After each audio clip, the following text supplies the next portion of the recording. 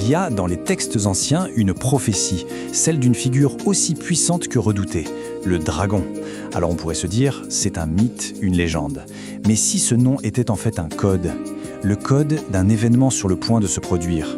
Aujourd'hui, on va plonger ensemble dans ces écrits pour tenter de décrypter ce qu'ils nous révèlent.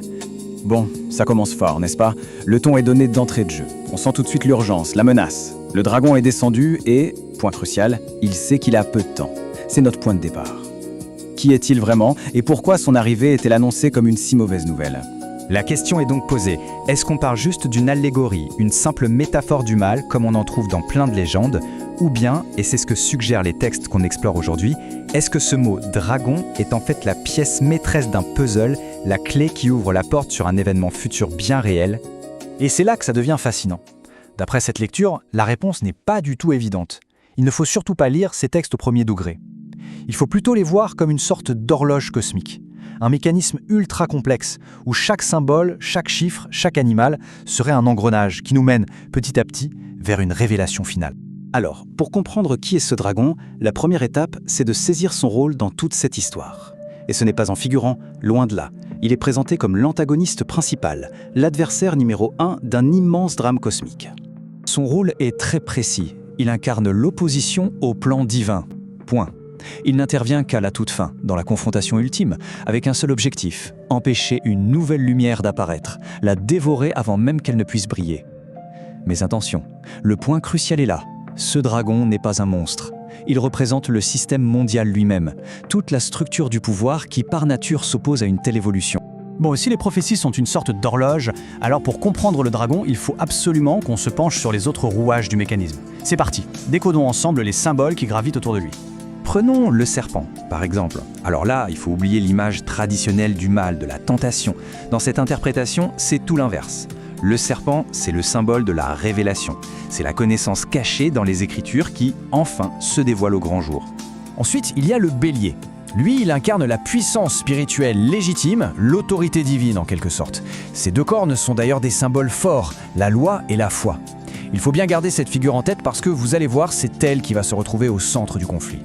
Et face au bélier, on a son opposé parfait, le bouc. Si le bélier est spirituel, le bouc, lui, est 100% matériel. Il représente la puissance purement humaine, l'orgueil d'un monde qui pense ne pas avoir besoin du divin. C'est la force de la rébellion et les textes précisent même qu'elle viendra de l'Occident pour défier le bélier. Donc on comprend bien que ces symboles ne sont pas juste des images balancées au hasard. Le serpent, le bélier, le bouc, ils sont tous connectés. Ils sont les engrenages de cette immense horloge céleste. Une horloge prophétique qui, tic-tac, tic-tac, nous mènerait tout droit vers un événement final. Ok, maintenant qu'on a les clés de lecture, les différents symboles en main, on peut revenir à notre question centrale. Mais alors, qui est vraiment le dragon? Le point essentiel, le voilà. Le dragon, ce n'est pas un monstre ailé qui crache du feu. C'est une métaphore. Il représente le système mondial dans son intégralité. L'ensemble des pouvoirs, qu'ils soient politiques, économiques, religieux, qui, consciemment ou non, luttent pour que cette nouvelle ère de lumière n'arrive jamais. Et ce système mondial porte plusieurs noms dans les textes, plusieurs masques si on veut. On l'appelle la bête de l'Apocalypse, les forces des ténèbres, ou encore le pouvoir de la transgression finale. Une des interprétations va même jusqu'à l'identifier plus précisément à ce qu'elle nomme la secte de Rome. Mais au fond, toutes ces appellations pointeraient vers un seul et même adversaire. Mais attention, ce conflit n'est pas juste une idée abstraite. Les textes le placent sur une ligne du temps très précise, un véritable calendrier cosmique avec des dates. Et voici cette chronologie. Apparemment, tout commencerait en 2027, avec le grand clash entre le bélier et le bouc. Ensuite, s'ouvrirait une période de 2300 jours, qui est décrite comme une phase de purification. Et le point culminant, l'apothéose, ce serait en 2031, avec cet événement incroyable que les textes appellent l'allumage de Neptune, un signe dans le ciel qui marquerait le début de la nouvelle ère. Et là, la mission du dragon devient limpide, évidente. Si ce calendrier est enclenché, son seul et unique but, c'est de le faire dérailler. C'est de semer le chaos, de perturber l'agenda. Bref, de faire tout ce qui est en son pouvoir pour que la lumière promise pour 2031 n'arrive jamais. Ce qui nous amène tout logiquement au dénouement de tout ce drame cosmique. L'arrivée, justement, de cette fameuse nouvelle lumière. Voilà, on a nos deux camps face à face. D'un côté, le dragon, c'est le système, les ténèbres, le chaos.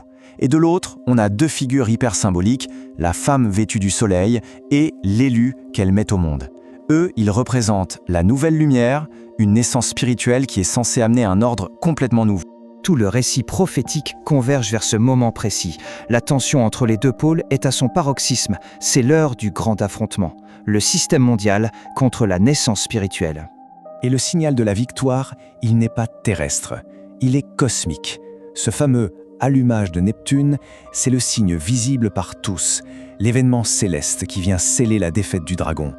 Et ce n'est pas une fin du monde, mais bien le début d'une nouvelle ère, l'inauguration de ce qu'on appelle le 7e jour, une période de paix et de connaissance.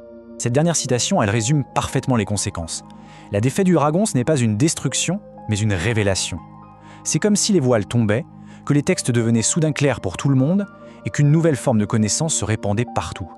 On termine donc là-dessus, avec cette grande interrogation, est-ce qu'on assiste au décodage d'un plan divin, vieux de plusieurs millénaires, caché dans des textes sacrés, ou bien est-ce que c'est une réinterprétation très moderne, une façon de projeter nos propres espoirs et nos craintes sur des mythes anciens? La question reste ouverte. Merci d'avoir suivi cette analyse avec nous.